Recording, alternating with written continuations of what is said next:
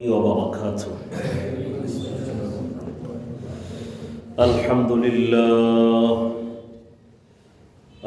لله رب العالمين،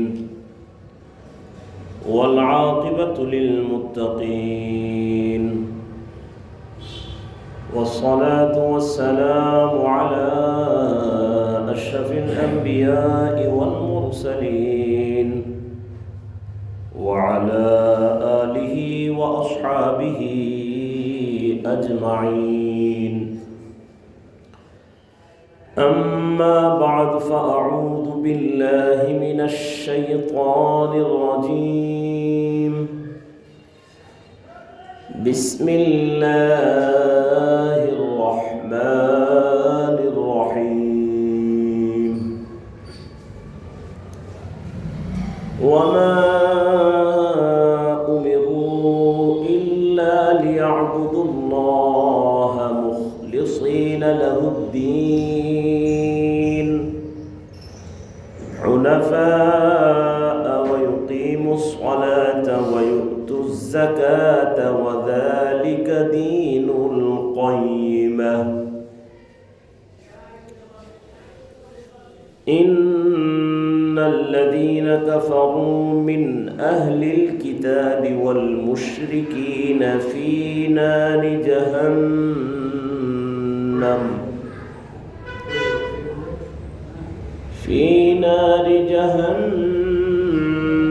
خالدين فيها، أولئك هم شر البرية. إن الذين آمنوا وعملوا الصالحات أولئك هم خير البرية، جزاؤهم عند ربهم جنات عدن تجري من تحتها الأنهار خالدين فيها أبدا، رضي الله عنهم ورضوا عنه، ذلك لمن خشي ربه. وقال النبي صلى الله عليه وسلم: لا يؤمن أحدكم حتى يحب لأخيه ما يحب لنفسه. وقال: الحلال بين والحرام بين، بينهما مشتبهات، أو كما قال عليه الصلاة والسلام. سبحانك لا علم لنا إلا ما علمتنا، إنك أنت العليم الحكيم.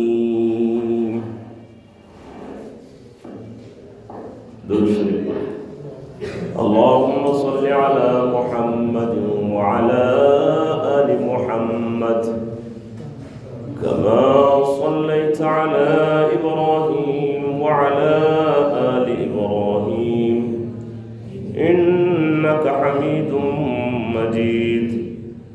اللهم بارك على محمد وعلى آل محمد، كما باركت على إبراهيم وعلى آل إبراهيم إنك حميد مجيد। আলহামদুলিল্লাহ। উপস্থিত সম্মানিত মুসল্লিয়ানে কিরাম, আল্লাহ রাব্বুল আলামিনের দরবারে অসংখ্য অগণিত শুকরিয়া আদায় করছি, যিনি আমাকে আপনাকে ঈমানের সাথে সুস্থতার সাথে পবিত্র রজব মাস বরকতপূর্ণ মাসের তৃতীয় জুমা, সপ্তাহের শ্রেষ্ঠ দিন, শ্রেষ্ঠ জাগা মসজিদে আসার তৌফিক দান করেছেন। নামাজকে সামনে রেখে কোরআন হাদিসের দিনই কিছু আলোচনা করার তৌফিক দিয়েছেন। সেই মহান রব্বুল আলামিনের পাক দরবারে কালিমাতুশ শুকর আদায় করি, আলহামদুলিল্লাহ।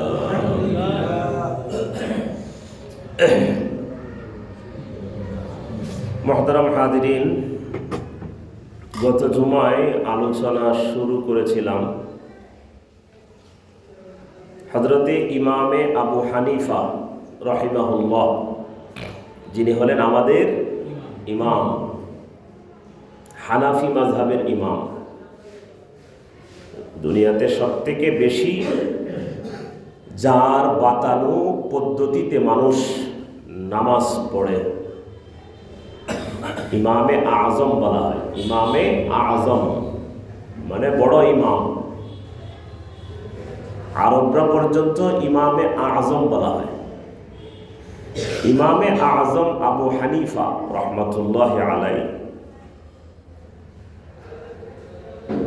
তার সন্তানকে 5 লক্ষ হাদিসকে সামনে রেখে 5টা হাদিসের ওসিয়ত করেছিলেন। এই আলোচনা গত জুমায় শুরু হয়েছিল। কয় লক্ষ হাদিসকে সামনে রেখে? 5 লক্ষ হাদিসকে সামনে রেখে 5টা হাদিসের ব্যাপারে কি করেছেন? ওসিয়ত করেছেন।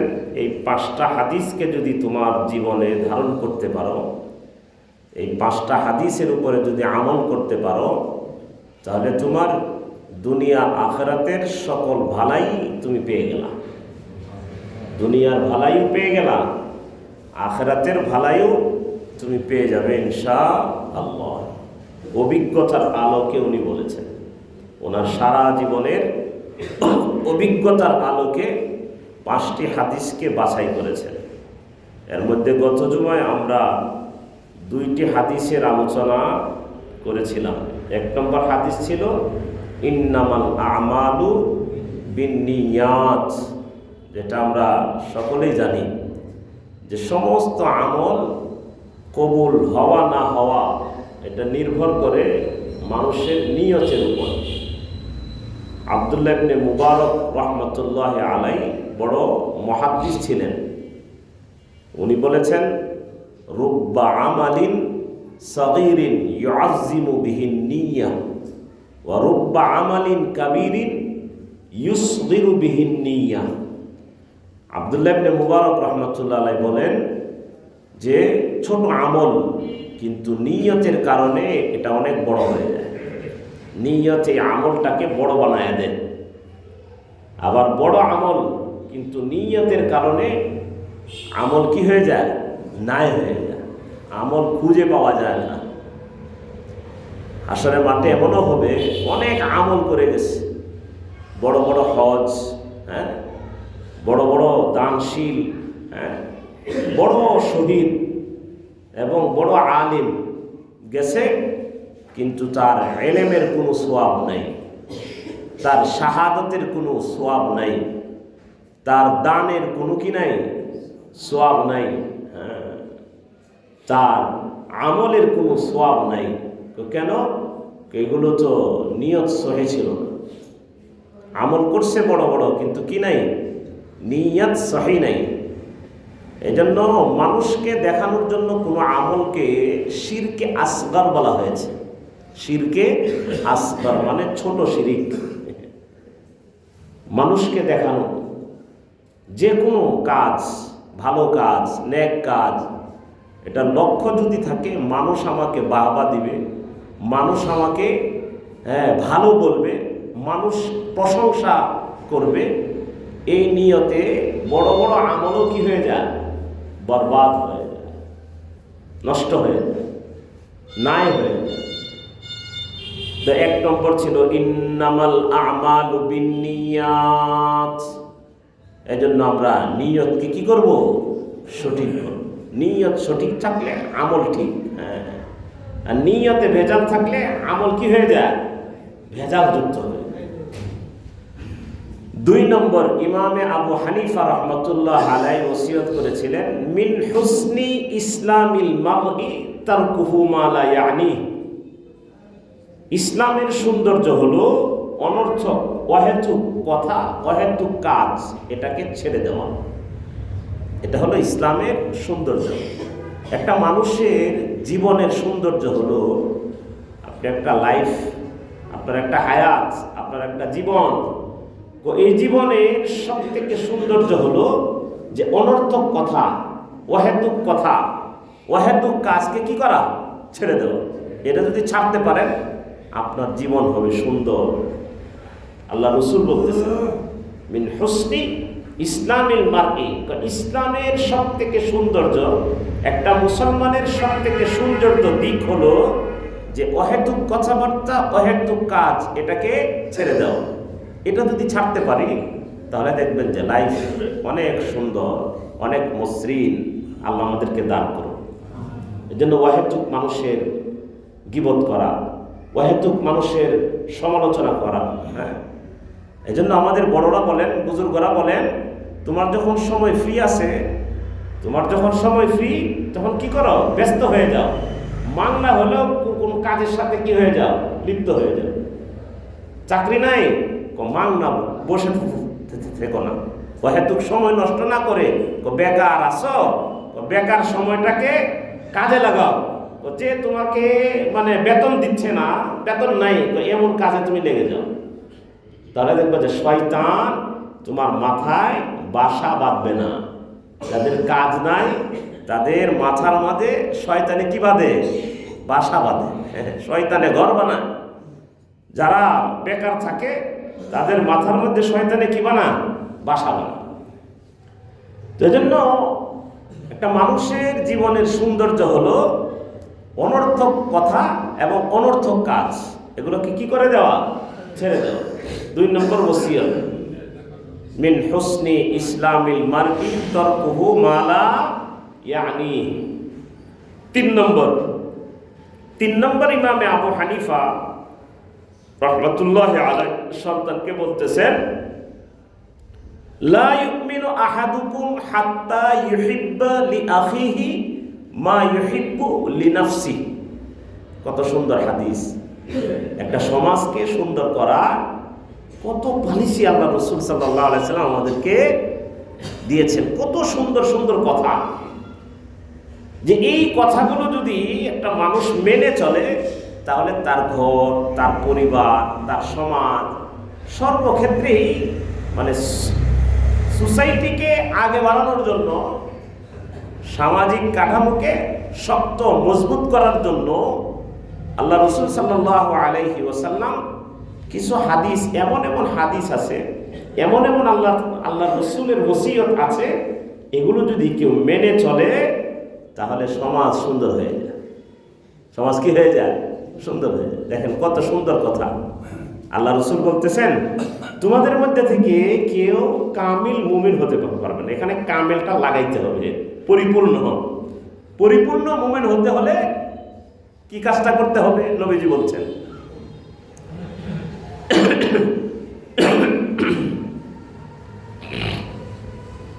পরিপূর্ণ মুমিন হওয়ার জন্য নবীজি বলতেছেন, লা ইউমিনু আহাদুকুম হাত্তা ইউহিব্বা লিআখিহি মা ইউহিব্বু লিনাফসি। নবীজি বলেন, পরিপূর্ণ মুমিন যদি হতে চাও তাহলে একটা কাজ করো, তুমি তোমার জন্য যেটা পছন্দ করো, তোমার জন্য যেটাকে ভালো মনে করো, ওইটাকে আরেক ভাইয়ের জন্য ভালো মনে করো। তোমার জন্য যেটাকে তুমি খারাপ মনে করতেছ সেটাকে তোমার ভাইয়ের জন্য খারাপ মনে করো। সুবহানাল্লাহ, সুবহানাল্লাহ। নবীজি বলতেছেন যে তোমার জন্য যেটাকে তুমি পছন্দ করো সেটা তোমার আরেক ভাইয়ের জন্য কি করো, পছন্দ করো। সুবহানাল্লাহ, কত সুন্দর কথা। আমাদের ভারতের বিখ্যাত দাঈ কালিম সিদ্দিকী দামাত বারকাতুহুম, তার এই হাদিসের উপরে বিশাল বড় আলোচনা হয়েছিল। আমি একদম সামনে বসে শুনছিলাম। বেঙ্গালুরু এক মসজিদে উনি আলোচনা করছে এই হাদিসের উপরে। তুমি বলতেছিলেন আমরা মানে যেহেতু উনি অমুসলিমদের মাঝে দাওয়াতি কাজ করেন, হাজার হাজার মানুষ ওনার হাতে মুসলমান হয়েছে। আজীব দরদ তার ভিতরে, আজীব যে মায়া, আল্লাহু আকবার, যে মহাব্বত। মানে একজন অমুসলিমকে এত কাছে টেনে নিতে পারে, এটার বাস্তব উদাহরণ ছিলেন হযরত মাওলানা কালিম সিদ্দিকী দামাত বরকাতুহু। ওনার বই আছে, দেখবেন পাওয়া যায়, ইমান জাগানিয়া সাক্ষাৎকার। ইমান জাগানিয়া সাক্ষাৎকার বইটা পড়বেন, দেখবেন ইমান তাজা হয়ে যাবে। কিনবেন। কিছু বই আছে যেগুলো মানুষের ইমানকে কি বানায় দেয়, তাজা বানায় দেয়। হ্যাঁ, ইমান তাজা হয়ে যায়। ইমান জাগানিয়া সাক্ষাৎকার। এক এক অমুসলিমের কাহিনী পড়বেন যে কিভাবে মুসলমান হলো, আর মুসলমান হওয়ার পরে কি কি তার সাথে বিভিন্ন জুলুম অত্যাচার হয়েছে, আর এগুলোর উপরে কি পরিমাণ সবর এবং ইস্তেকলাল, ধৈর্য থাকলে পরে আল্লাহু আকবার। মানে ইমানটাই হলো এরকম যে ইমানের মজা, ইমানের স্বাদ পেয়ে যায় না, তাকে আপনি কোনোভাবেই তার ইমানকে দমায় রাখতে পারবেন না। হ্যাঁ, আজীব এক সিফাত, আল্লাহু আকবার। এই জন্য তো ইমানের শক্তিতে 570 বছরের জেহালত দূর হয়ে গেছে। হ্যাঁ, ইমানি শক্তির কারণে 570 বছরের মূর্খতা, পাপ, জেহালত, হ্যাঁ, এই ইমানের শক্তিতে কি হয়ে গেছে, দূর হয়ে গেছে। তাজিব। তো যাই হোক, নবীজি বলছেন লা ইউমিনু আহাদুকুম, তোমরা ততক্ষণ পর্যন্ত কামিল মুমিন, পরিপূর্ণ মুমিন হতে পারবে না যতক্ষণ পর্যন্ত তুমি যেটাকে পছন্দ করো, ভালোবাসো, সেটা তোমার ভাইয়ের জন্য পছন্দ না করো।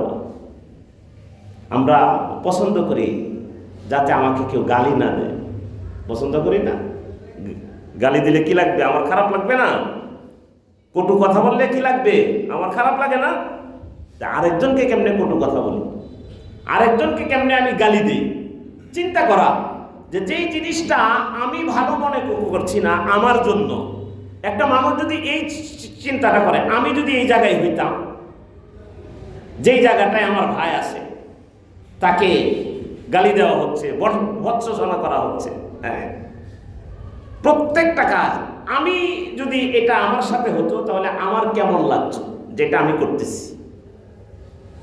এটা যদি মানুষ চিন্তা করে, সাহাবা ইকরাম রাদিয়াল্লাহু তাআলা আনহুম, আজীব সিফাত নবীজি সাল্লাল্লাহু আলাইহি ওয়াসাল্লামের সোহবতে থেকে আজীব আজীব সিফাত সাহাবা ইকরাম কি করছিলেন, শিখছিলেন। এজন্য বলে বড়দের সোহবতে থাকা, দ্বীনটাকে উলামাদের, বুজুর্গানে দ্বীনের সোহবতে থেকে শিখা, তখন অনেক কিছু কি করা যায়, শিখা যায়। আমি দিল্লিতে হজরতের সাথে ছিলাম, শায়েখের সাথে। আমার যে আধ্যাত্মিক শায়েখ মুফতি আমজাদ কাসিমি এখানে আসছিলেন, বয়ান করছেন অনেক আগে। তো ওনার সাথে বাংলাদেশ থেকে সফরে ইন্ডিয়াতে গিয়েছিলাম। দিল্লিতে উনি, আমি রাস্তা দিয়া, তো তখন উনি আমাকে কিছু আদব শিখাইছেন। কাশি মানে থুতু ফালানো, থুতু কেমনে ফালাবো, হয়তো উনি খেয়াল করছেন যে আমার থুতু ফালানোটা, আমার যে কাশি নিক্ষেপ করা, এটা আদবের খেলাফ হচ্ছে। তখন উনি শিখালেন যে কিভাবে, রাস্তার এক সাইডে গিয়ে যেখানে এই ড্রেন আছে, অথবা যেখানে ময়লা ঝুড়ি আছে, ওই জায়গাতে গিয়ে আস্তে করে নিচু হয়ে এরপরে থুতুটাকে কি করা, ফালানো। এগুলো বড়দের সাথে থাকলে কি করা হয়, শিখা। এই জন্যই নবীজি বলছেন যে দিনদার, আল্লাহর কোরআনের কথা, কুনু মা'আস সাদিকিন, মানে তুমি নেককারদের কি সাথে থাকো। নেককারদের সাথে থাকলে তুমি নেককার হইবা, আর বদকারদের সাথে থাকলে তুমি কি হইবা,